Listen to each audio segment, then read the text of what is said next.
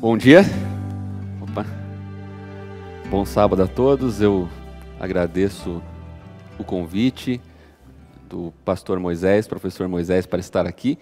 Eu espero não atrapalhar, a linha de estudo que ele já vem desenvolvendo com esta classe, e mesmo comprometer aí esse entendimento que estamos tendo a respeito do livro de Pedro. E a lição dessa semana, você poderia me ajudar, já começando o estudo, sem perdermos tempo, o título da lição, Sofrendo por Cristo. Isso já nos sugere muitas coisas, já nos permite imaginar para onde Pedro quer nos encaminhar e para onde a lição da escola sabatina, que assunto ela quer explorar a partir do seu título. Mas não apenas o título, nós temos, além do título, um texto. Esse texto que nos serve de base para a construção desse raciocínio. Qual é o texto? Alguém pode? Participe. Pode falar. O texto está em 1 Pedro 2, 21. Qual é o texto? Para isto mesmo que fostes chamados, porque também Cristo sofreu em vosso lugar, deixando-vos exemplo para seguir os seus passos. Muito bem. Na minha versão aqui, porque para isto sois chamados, pois também Cristo padeceu por nós, deixando-nos o exemplo para que sigais as suas pisadas. Por este texto nós já teríamos um bom direcionamento do foco da lição desta semana.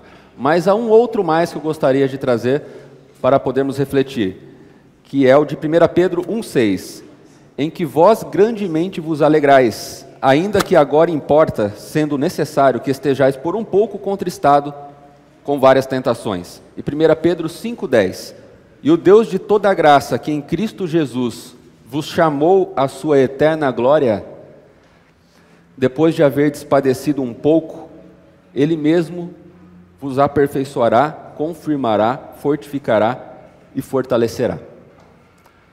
Bom, eu tenho certeza que já foi explorado aqui nas lições passadas a circunstância em que Pedro escrevia sua carta. Para quem ele escrevia sua carta? Em que tempo ele escrevia sua carta? O que estava acontecendo quando ele escrevia? Mas, para a lição dessa semana, eu penso que isso é ainda mais oportuno e importante. Por alguma razão, Pedro escrevia sua carta para escravos.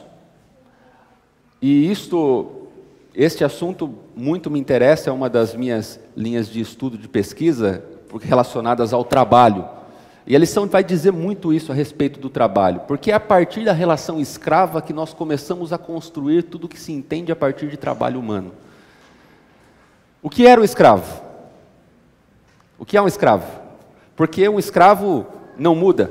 Um escravo é sempre escravo, não é?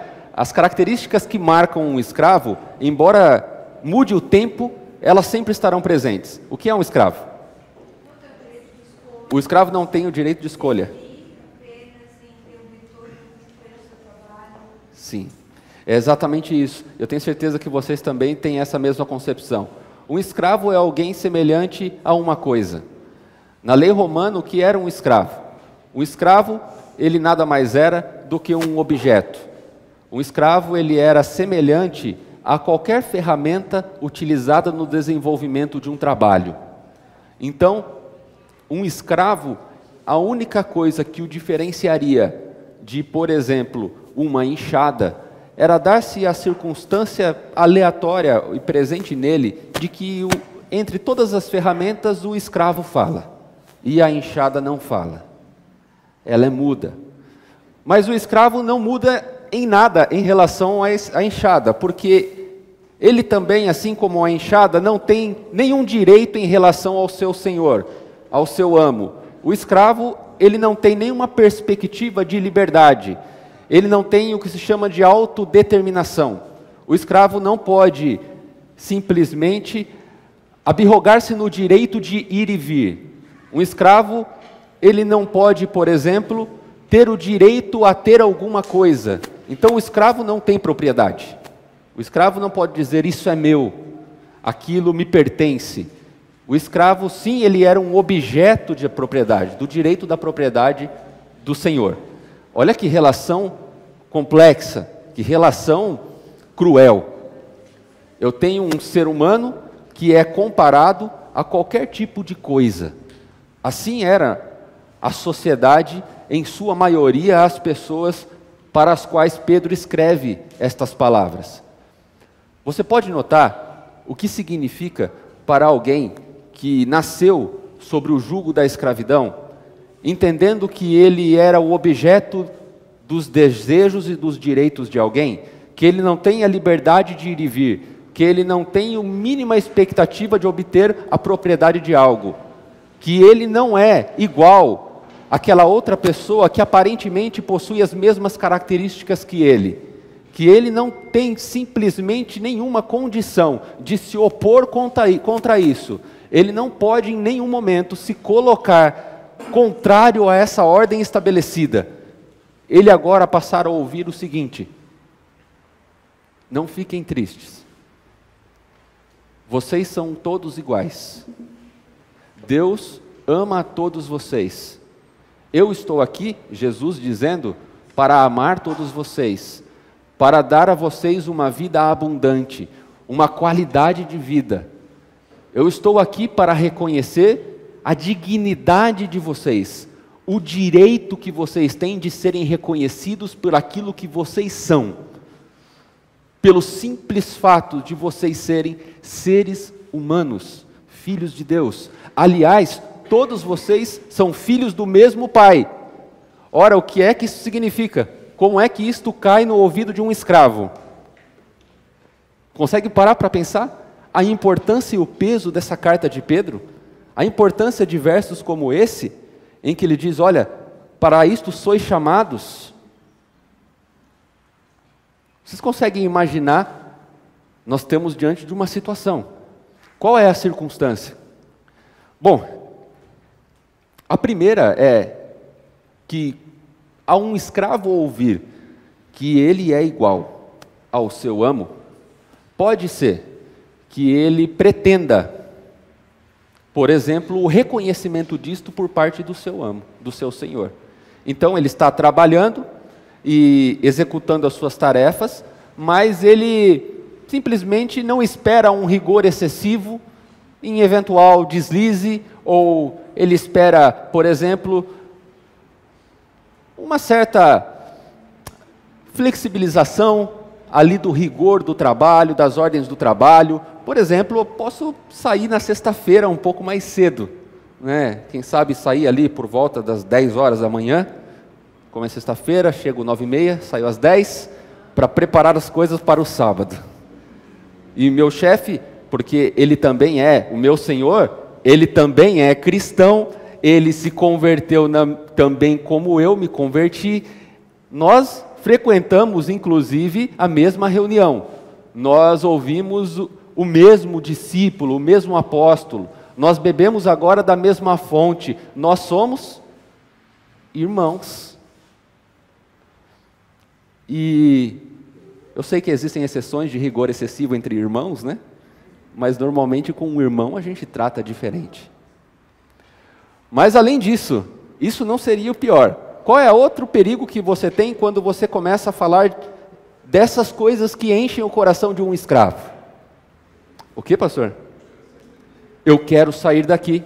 Ora, se todos nós somos irmãos, isso quer dizer que todos somos iguais. Logo, a circunstância da escravidão não se justifica.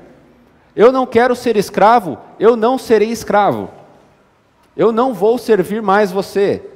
Eu, a partir deste momento, eu sou igual a você e eu tenho direitos, eu tenho a minha dignidade que deve ser respeitada. Ora, eu te pergunto, Jesus defendeu o fim da escravidão? Pense. Jesus, os discípulos defenderam o fim da escravidão? Nas cartas? Alguém? Por favor, participem. Não me deixem aqui, que eu tinha a esperança de responder essa pergunta aqui. Olha só, nós não vemos no Novo Testamento nenhuma defesa contundente ao fim da escravidão.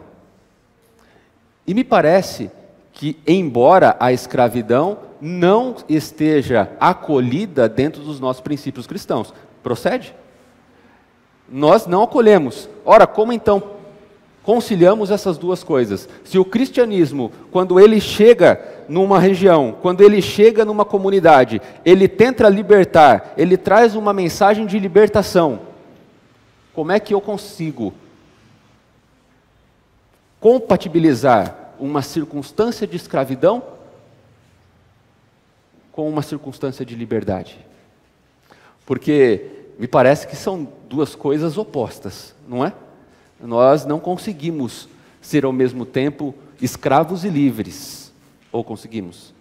Bom, para não deixar mais complexo, me parece por alguma razão nós não tivemos uma expressa, implícito sim, mas não um expresso direcionamento cristão com respeito à escravidão. Por quê? Por algumas razões. No passado, algumas vezes os escravos tentaram isso.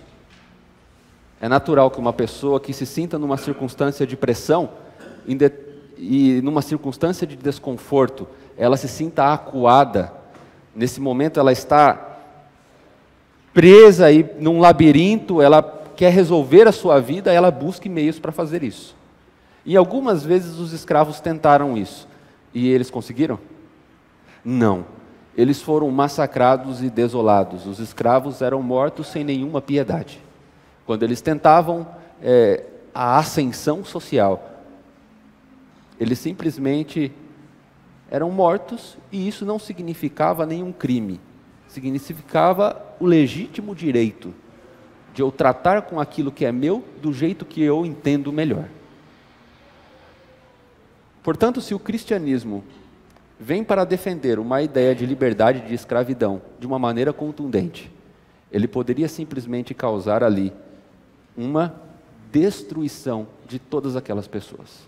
Você imagina quando um escravo começasse a partir levantando a sua Bíblia ou levantando os seus livros sagrados que tinha na mão, fosse agora em riste em direção ao seu senhor, ou mesmo levantando ali, organizando pessoas para que buscassem a liberdade, o que é que poderia acontecer? Todos eles seriam mortos. Um outro aspecto, se o cristianismo levanta a bandeira da não escravidão, como é que o cristianismo seria entendido? Como um movimento que busca a rebeldia, a rebelação social. E o cristianismo não era um movimento que buscava a rebeldia ou a rebelação social. Se isso acontecesse, você pode imaginar como é que o cristianismo seria tratado? Imediatamente, as forças imperiais iriam o quê? Sufocar esse movimento. E ele já não existiria mais. Então, se o cristianismo ele levanta essa bandeira de uma maneira explícita, ele aceleraria as coisas. Sabe quando você quer muito algo, você deseja demais que isso aconteça, mas você não está absolutamente consciente de que tudo acontece num tempo, num modo e num propósito? Então você quer as coisas no seu tempo, no seu jeito, e talvez você acelere, você assodadamente mexa em algo que não está em momento de ser consertado. E daí você simplesmente não concedeu o tempo necessário para que as coisas ganhassem o seu corpo, as coisas fossem trabalhadas no coração, aquilo fosse construído. Sabe, você já ouviu falar, por exemplo, que às vezes para perdoar é preciso um tempo, né? Não é? Para você perdoar, muitas vezes não é um tempo que você precisa. Você perdoa, mas aquilo está no seu coração, as coisas não mudam.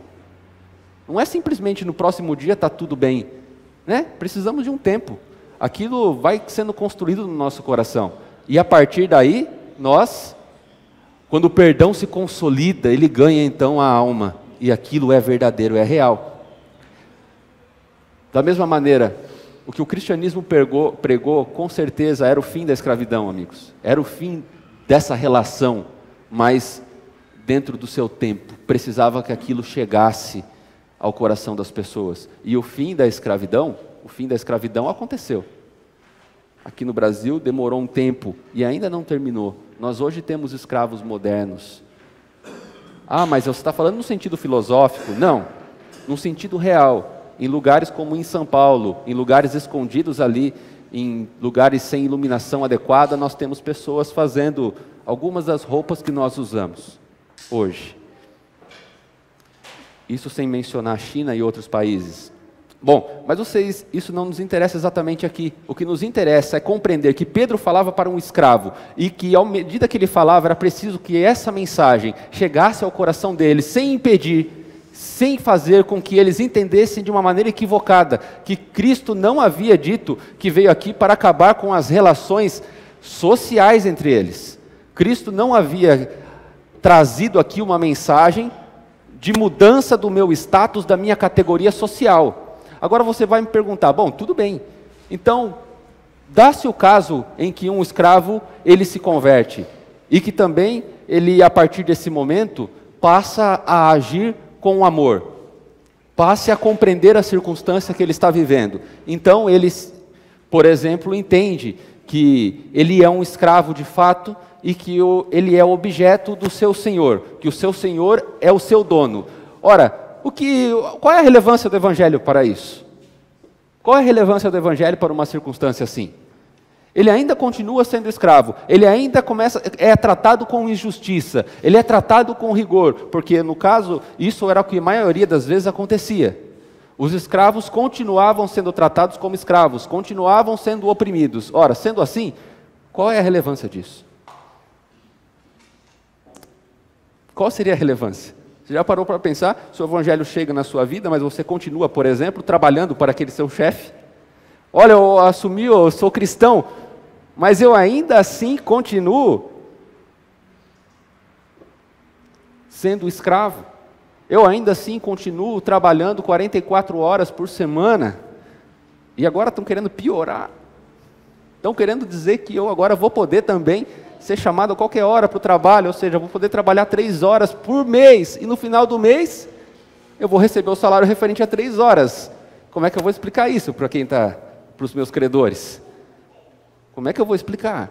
Porque isso daí é uma situação legal, estão querendo aprovar essas coisas, e eu falo, bom, a circunstância, então, eu vou recorrer a Deus. E o que é que muda? Muda, amigos, preste bem atenção, porque isso é importante. Muda o fato de que Cristo não veio, e a mensagem do cristianismo, ela não veio para mudar categorias sociais, ela veio para mudar a nossa relação entre homem e homem, a nossa relação pessoa a pessoa. Percebe? Eu não vim aqui para tirar você da sua condição de trabalhador e agora fazer você virar o chefe.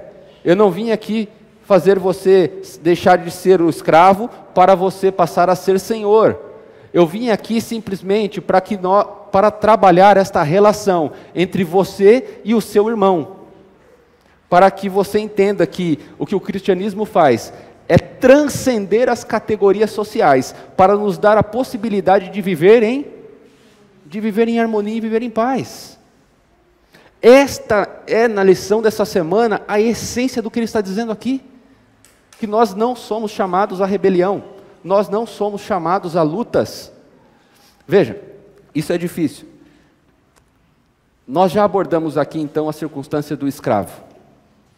Nós já entendemos que quando Cristo vem, essa mensagem que Pedro levanta é, vocês precisam viver com paciência aí. Vocês precisam ainda aceitar essa circunstância que vocês estão vivendo e vivam bem com o seu Senhor. Nós já entendemos isso. Mas isso fica um pouco também complexo quando começa a surgir a figura de algo que nós entendemos como Estado, não é?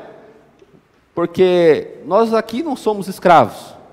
Como é que nós compreendemos isso? Como é que essa lição ganha, então, a nossa vida aqui hoje? Prática. Nós somos inseridos numa estrutura de Estado, não é? Um Estado que, a partir de um momento histórico, ele se constituiu, chamado Estado moderno. Até então, essa relação de escravidão, ela não constituía-se, não se realizava num Estado, era uma relação de homem em homem. Agora eu tenho uma relação de um homem numa coletividade com um ente superior. Esse ente se chama Estado. É aquele que, por exemplo, você teve que entregar o seu imposto de renda. Você já entregou, né? na semana passada. Eu sei que foi possivelmente uma questão dolorosa, chorosa, né, pastor? Você ali digitava, apertava o enter, você relutava, você falava, será? Né? Mas foi. E daí você recebeu aquelas parcelas, né? Ou para você pagar ali a devolução, ou quem teve restituição ainda conseguiu ter aquele sorrisinho, né?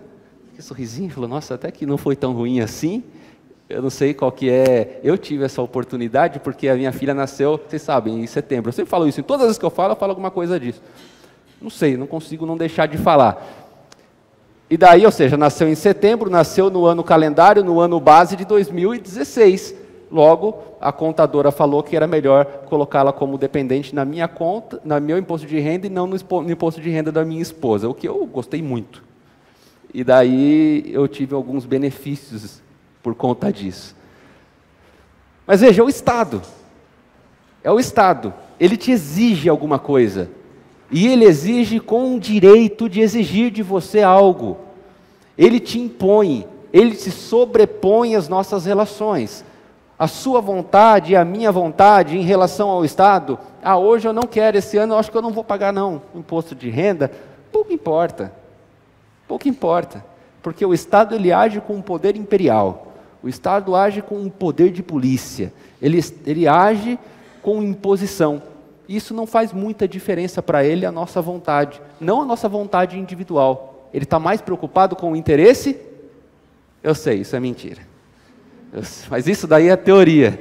Eu sei que não acontece na verdade, né? Eu sei, você deve estar pensando aí, será que esse cara ele não vê jornal? Será que ele não está acompanhando o interesse máximo e soberano desse Estado? Em quartos escondidos, né? Eu sei, eu estou acompanhando, mas aqui é a teoria, tá, gente? Aqui é a teoria, e isso tem a ver com o que nós estamos falando aqui também. Eu, no ano passado, o que é o Estado, né? Uma pergunta interessante. O que é o Estado? O Estado, então, é essa entidade, mas pode ser que isso fique abstrato para você. O Estado, para mim, numa circunstância, ele se tornou também muito claro. Eu fui viajar com a minha esposa, nós estávamos, esse negócio também, né? Ligando os exemplos do nascimento da criança, nós fomos, para onde vai o brasileiro pobre para fazer o enxoval da criança? Miami. O rico faz no Brasil, que custa muito mais caro. Então falaram isso para a gente e a gente foi, né? Foi ali contando as nossas moedinhas para comprar o nosso enxoval. Tudo muito contado. E daí, para estacionar o carro, você imagina, né? Um brasileiro, eu particularmente, eu nunca tinha ido para os Estados Unidos. Observe só, eu nunca tinha ido. Não era uma coisa que eu tinha muito, nunca fui. Não, vou falar a verdade, eles tinham negado para mim uma vez que eu tentei. Impressionante. Já aconteceu isso com você? Você tentar ir para os Estados Unidos, se você cai naquela loteria, uma pessoa na mesma circunstância que a minha, simplesmente conseguiu, um amigo meu e eu, ele falou, você pode, você não. Eu falei, bom, é pessoal a coisa? Então vamos tratar pessoalmente. Eu estava ali estacionando meu carro, então agora, eu vi que era preciso estacionar o carro, ir até o parquímetro, pagar o parquímetro e colocar ali no carro.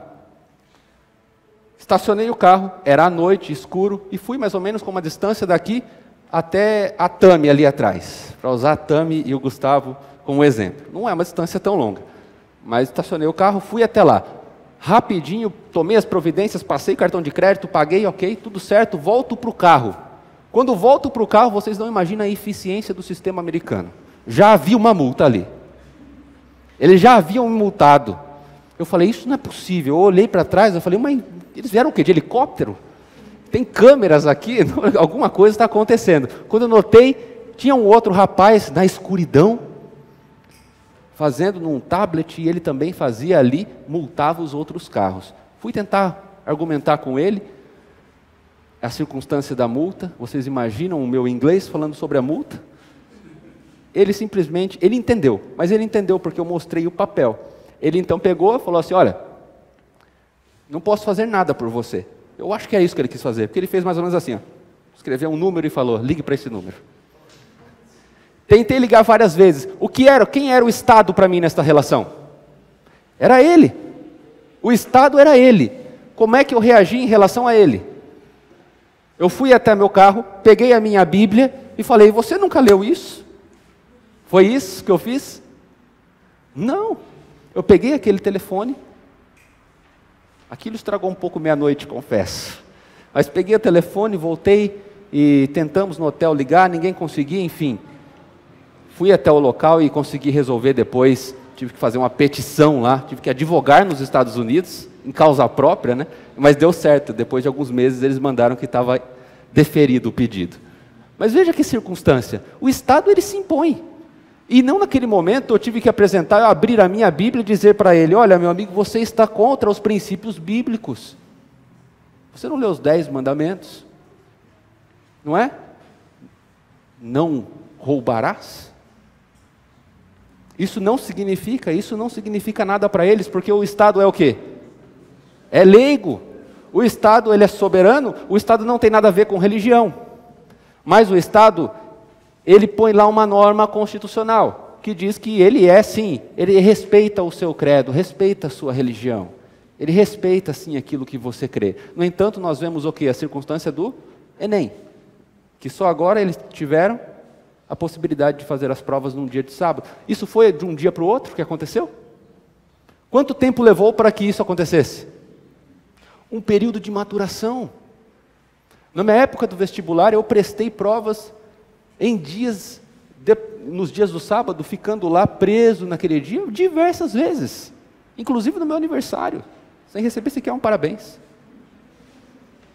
Fiquei preso. O vestibular, a faculdade que eu fiz, foi ficando assim. 00:30, os meus amigos iam lá me buscar. Passou na prova? Não sei. Passei depois. Amém, né? Mas olha só, isso demora tempo para ser construído no coração das pessoas, da sociedade, que você, tudo bem, você tem uma crença. Essa crença é importante para você. Você deve respeitar os seus princípios. Mas eu não posso impor, eu não posso agir com uma ação prepotente ou mesmo impositiva. Eu não posso devolver imposição com imposição. Cristo não trabalha assim. Então você fala, bom, como é que eu resolvo essa circunstância então? O que a lição estava dizendo para mim? E daí nós temos o que Pedro vem responder. Pedro vai dizer, vocês são sofredores, assim como quem? Assim como Cristo foi. E Pedro começa a expor isso de uma maneira tão assim expressiva, que ele fala desse servo sofredor e nos faz lembrar de Isaías, nos faz lembrar o que Cristo passou. Cristo é o servo. O que esta palavra servo significava ao ouvido de um escravo? Cristo era como eu. Cristo veio para ser servo como eu. Então, quando Pedro apresenta isso, a solução para um momento, para você que continua sofrendo em escravidão, você continua sobre o jugo do pecado, da injustiça, sofra como Cristo sofreu. Sofra como Cristo sofreu. Então quer dizer que eu não posso então buscar os meus direitos? É isso que você está dizendo? Eu tenho que ficar calado? Não, não é isso. Mas eu preciso entender que as coisas levam um tempo. E tem algo mais. Nós temos que entender, e a lição vai fazer essa ponte para o grande conflito. Nós estamos inseridos nesse contexto, sim. Então há coisas que são injustas, eu digo para vocês, e muitas. Mas nós temos hoje que saber como reagir na nossa relação homem-homem. Depois do Nelson falar, eu quero falar um pouco sobre como Martinho Lutero entendia isso. Então me lembre se eu eventualmente esquecer. Pode falar, Nelson. Quando Cristo viveu na Terra, o Estado era tão corrupto, sanguinário e violento como nos dias de hoje. E mesmo assim, quando foi questionado, mudar é certo, etc. Independente de se estava certo ou não, se estava muito ou pouco, se era corrupto ou não, é uma coisa que estão cumprindo a sua determinação legal, sua parte legal em relação ao Estado. Muito bem pontuado, Nelson, porque você me faz lembrar de algo que eu precisaria comentar, é o que significava esse estado mal, né? O que significava esse estado mal naquela época? Vocês lembram que quando o estado mal era representado numa pessoa, quem era essa pessoa? O imperador. Era o imperador. E o imperador naquela época, amigos, o imperador ele era uma figura, ele era em algumas vezes adorado como se fosse um deus.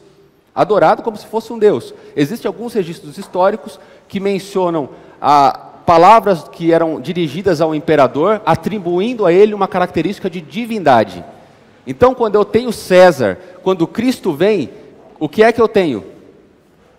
Uma aparente oposição, porque eu tenho alguém que está dizendo que também apresentou um reino. Esse reino é o reino de Deus. E eu tenho Jesus, e eu tenho César e o reino de Roma.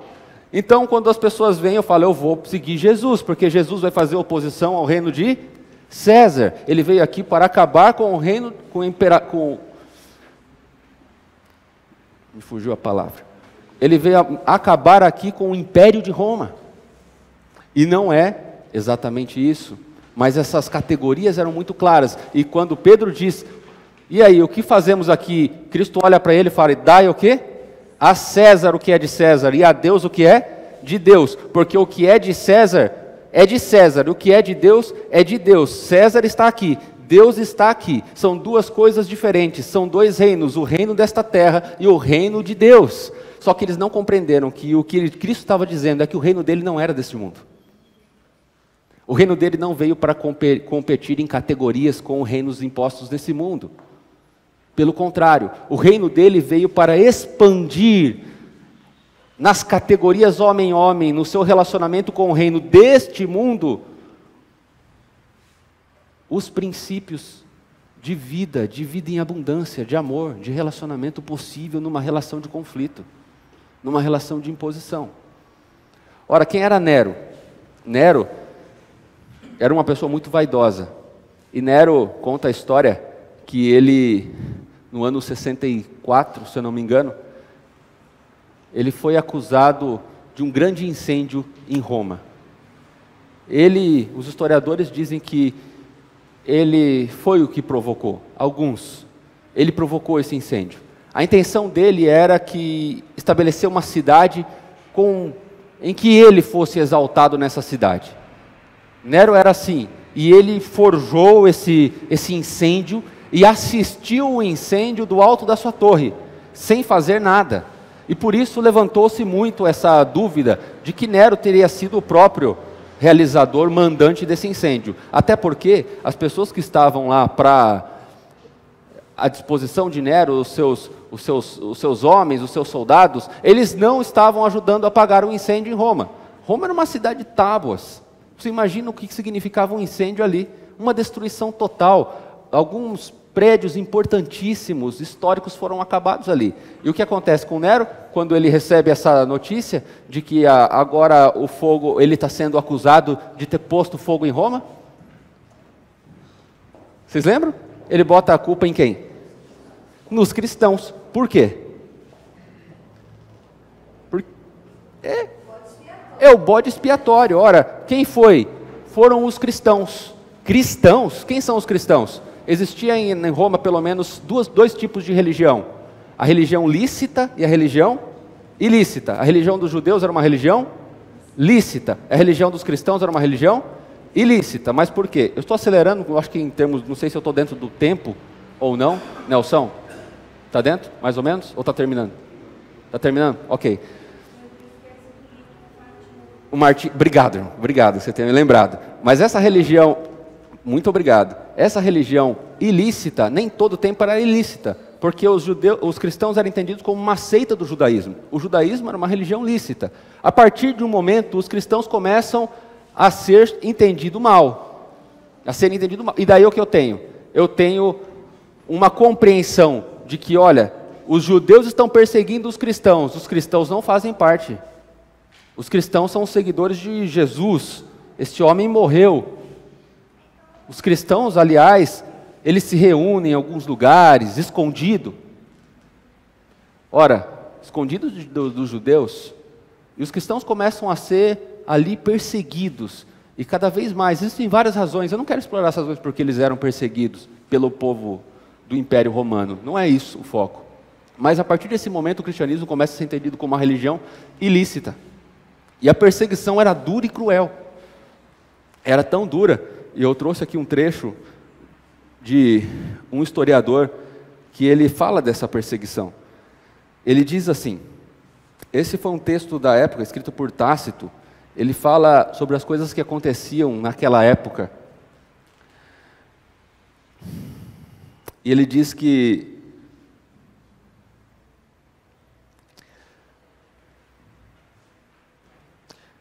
os cristãos ali, eles eram pregados em cruzes, eles eram também utilizados como tochas humanas à noite para iluminar a cidade. Eles tinham na sua pele costurada peles de animais e eram soltos no campo para os cães de caça os estraçalharem. Os cristãos eram enxotados, eram objeto de toda a violência sem nenhuma razão na rua, se eles estivessem ali. Era uma perseguição sanguinária. Era pior de todos os filmes que você pode imaginar aqui, que você já tenha visto alguma cena de violência, ou que você pode pensar a respeito disso. A perseguição era muito cruel. Provocada nesse instante por Nero. Martinho Lutero, ele fala um pouco da relação do Estado. E ele vai dizer, como é que então você se porta como um cristão em relação ao Estado? E ele vai, naquela época, era um período de transição para a construção do que chamava Estado, nem existia. Ele vai dizer, bom, se o príncipe exigir de você que você preste uma bênção ao Papa, ou se o príncipe exigir que você entregue os seus livros a serem queimados, ele está exigindo acima do seu direito. Se ele exigir de você os seus bens, tudo bem, você pode até entregá-los, mas se ele exigir de você a sua fé, ele está extrapolando o seu legítimo direito de dirigir a vida social. E nesse aspecto você também tem um direito que não é escrito. Você tem um direito que não está escrito, de se opor a qualquer tipo de restrição à sua liberdade de crença e de fé. Nós sabemos, irmãos, que nós estamos nos encaminhando por um momento assim. Um momento em que nós teremos que assumir essa posição em relação ao Estado. Eu recebi essa semana uma notícia de que são notícias que nós acompanhamos sem nenhum alarde ou mesmo alarmismo. A ideia é simplesmente acompanhar a história, nós precisamos fazer isso. Que há uma reunião já agendada, né? Você viu isso também? Entre o presidente dos Estados Unidos e o Papa, e depois com o secretário dele. Nós temos ali algo muito simbólico para nós, não temos? Profeticamente, existe um valor muito importante. Apocalipse nos fala dessas duas figuras, da que representam essas duas figuras, né? Não necessariamente o presidente dos Estados Unidos, mas a nação dos Estados Unidos, que pregava liberdade lá no início. Então vejam, amigos, tudo o que Pedro tenta nos ensinar aquele povo, nos serve para nós hoje. Em pelo menos 3 princípios. Tratem os outros com honra. Tratem os outros com respeito e honra. É tão bonito quando nós vemos uma pessoa que ela consegue reconhecer em você uma dignidade que às vezes nem você reconhecia. Não é? É bom ser bem tratado, não é? Ser reconhecido. Paulo vai olhar e vai dizer, quando for tratar com alguém, olhe de baixo para cima e não de cima para baixo. Olhe de baixo para cima. Considere essa pessoa maior do que você ainda. Ou seja, ame essa pessoa com estima. E o que acontece? Paulo mexe nessa relação. Porque, vocês lembram da carta de Filemon? Vocês lembram de uma pessoa chamada Onésimo? O que aconteceu? Paulo escreve para Filemon dizendo como ele deveria agora tratar o Onésimo. Tudo sugere que Onésimo fugiu e poderia ser morto. Mas Paulo fala, trate Onésimo como um irmão. Trate Onésimo com este mesmo valor que você já conhece. E qualquer coisa que acontecer, me procure. E Paulo coloca a sua própria relação em jogo ali. Ele coloca, trate com um irmão, e na verdade ele avança, ele fala, porque você sabe como eu já te tratei. Trate igual. Da mesma forma que eu te dei, dê a ele também. Conceda para ele. Olha só, isso é muito bom. Né? O tratamento dos outros com esse respeito, com essa honra, é um princípio importante para os nossos relacionamentos sociais, com certeza. Nossa relação com o Estado e com as pessoas aqui. Um outro ponto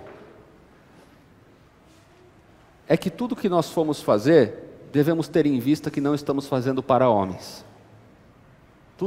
Toda a nossa obediência, a nossa maneira de ser, que não seja para homens. Pedro, quando ele fala para aqueles homens, olha, vivam em paz, mesmo diante das circunstâncias mais duras, o que ele está dizendo, não dê motivo para que essas pessoas acusem vocês. Não dê motivo para justificar essas acusações que são feitas.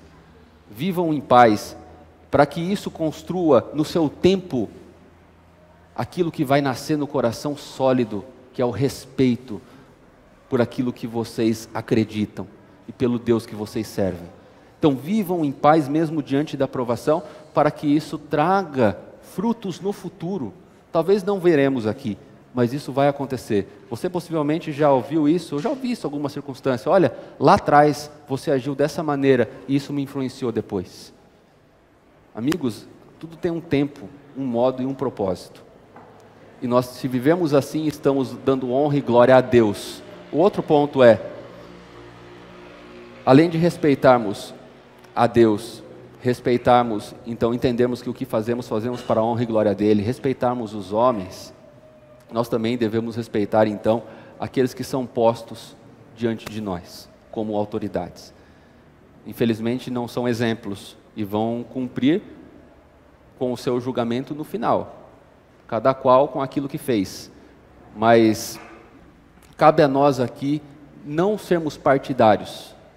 Isso é muito importante no contexto que vivemos hoje.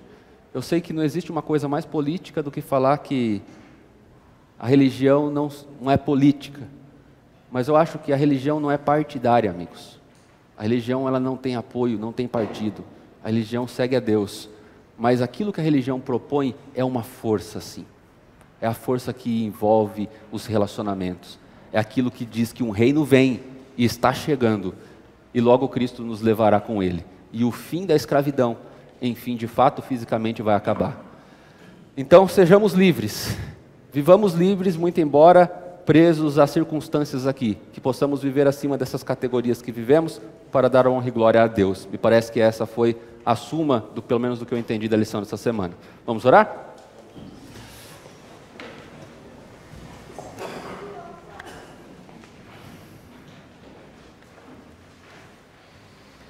Deus nosso Pai, louvado e glorificado seja o Teu nome, porque o Senhor veio na pessoa de Cristo Jesus para nos salvar, ó Pai.